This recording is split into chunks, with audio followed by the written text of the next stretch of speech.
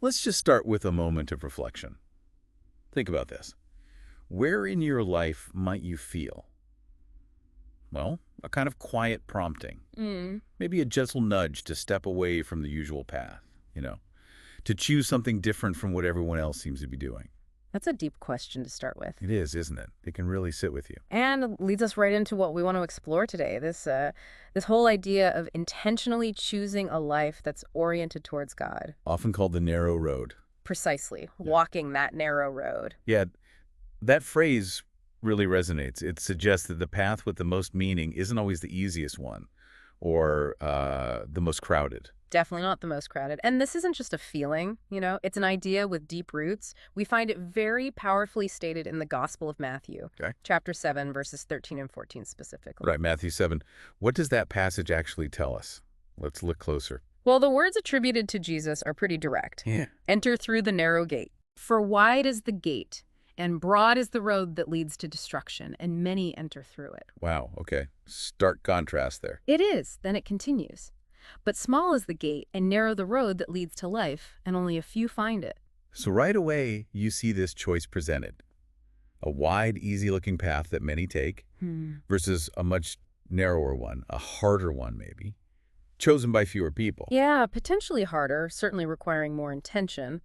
And the destinations are, well, vastly different. Life versus destruction. The implications are huge. It speaks to the absolute core of our existence, our direction. Absolutely. And it's important, I think, to clarify that this narrow road isn't about seeking out hardship for its own sake. Right. It's not about making life unnecessarily difficult. No, exactly. It's fundamentally about the direction we're pointed in. Where does this path actually lead? It suggests true life, true fulfillment might lie along a route that doesn't always feel comfortable or convenient. Which brings us to that phrase we sometimes hear, living set apart. What does that really mean in practice day to day? Living set apart. Well, it means making deliberate choices, conscious decisions, Okay. choices that prioritize, let's say, holiness or living in line with your deepest convictions, rather than just going with the flow of, the world around you. So it's active. It's a specific yes to a different way. Yes, Okay. a very active yes. It's not just passive avoidance. It's a commitment. It sounds like it takes real intention then, more than just not doing certain things. Definitely. It often means choosing things that might feel, well, countercultural or maybe just unpopular. Right. And we've actually seen some really interesting modern examples of this, stories that bring this idea to life. Oh, great. Tell me about those. How are people actually doing this today, choosing this path? Okay, so one story that stood out came from Germany just last year, I think, a college student. Right. She came across this viral online trend, something that was kind of mocking or disrespectful towards faith. Okay, yeah. Yeah. Unfortunately common sometimes. It is. But instead of just scrolling past, or worse, joining in because it was popular, she did something different. What did she do? She chose to share her own story online, her personal faith, her beliefs, very vulnerably. Wow, that takes courage. It does. And the response was, well, pretty remarkable. She ended up gaining quite a following. Really? Yeah. People were drawn to her sincerity, her authenticity, her willingness to stand apart. That's fascinating. So in that online space where blending in is often the goal, her choice to be real, to stick to her convictions, actually connected with people. Exactly. It shows how choosing authenticity over just fitting in can have a real impact. Yeah. It clearly resonated. Why do you think that happened? Was it just the surprise of it online? I think that's part of it, yeah. In a space that can often feel superficial or negative. Right. Her genuine expression probably felt like a breath of fresh air and maybe tapped into a hidden longing for something real that lots of people have. That makes a lot of sense. A deeper yearning for truth. And you mentioned another example. Yes. This one's from India, a Christian community there. Okay. They've made a very intentional choice towards what they call digital minimalism. Digital minimalism. Wow.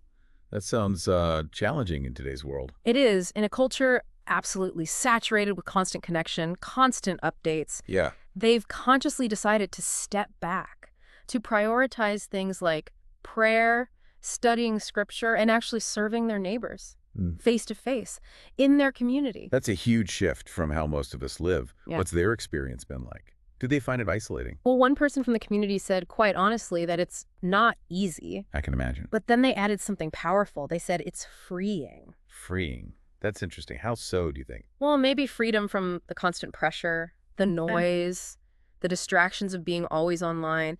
It suggests that sometimes choosing what looks like a restriction can actually lead to a deeper kind of liberty, more space for what truly matters to them. It really does make you think, doesn't it? Yeah. About the trade-offs we make without even realizing it. Yeah. So tying these examples back to the broad and narrow roads, what are the key differences we're seeing? Okay, so the broad road. As we said, it often looks easy, comfortable, convenient. Right. It's the path that aligns with what's popular, what society generally accepts or even promotes. You find lots of company there. Instant belonging, maybe. Sounds appealing on the surface. It can, absolutely. But the narrow road, that demands something different. It demands intentionality, Okay. purposeful choices. And yeah, sometimes it might feel a bit lonely because you're consciously moving against the current. Right. But, and this is the critical point from the scripture and these stories, the narrow road is presented as the one leading to true life, real purpose, deeper meaning. And that clarifies why it wouldn't be the most crowded path, right? Exactly. Because it requires choices that often push against popular trends, against worldly values, against sheer convenience sometimes. Precisely. It forces you to really examine your priorities, to ask what really matters, what has lasting value, even if pursuing it means giving up some immediate comfort or approval. So despite the challenges, what are the upsides? What are the sort of rewards of choosing this less traveled path? Well, the core reward, according to the scripture, is its ultimate destination, life itself, its inherent worth. Okay. It's about aligning your life with God's purpose, which brings a fulfillment that, fleeting trends just can't offer. A deeper satisfaction. Yes. And the examples show other potential benefits too, don't they? Like that student finding genuine connection through authenticity. Right. And the community in India finding freedom. Exactly. Authenticity, liberation, maybe unexpected positive connections. And crucially, there's that promise, that reminder that even if the path feels solitary at times, those who walk it are never alone. That's a really important point, a comforting one. So bringing it all together, we kind of circle back to where we started. Back to that question for personal reflection. Where in your own life do you feel that quiet invitation? That sense that maybe you're being called to step apart, to walk a different way than the crowd. Yeah. It's not always easy, we've established that. But as we've explored, it's presented as profoundly worthwhile.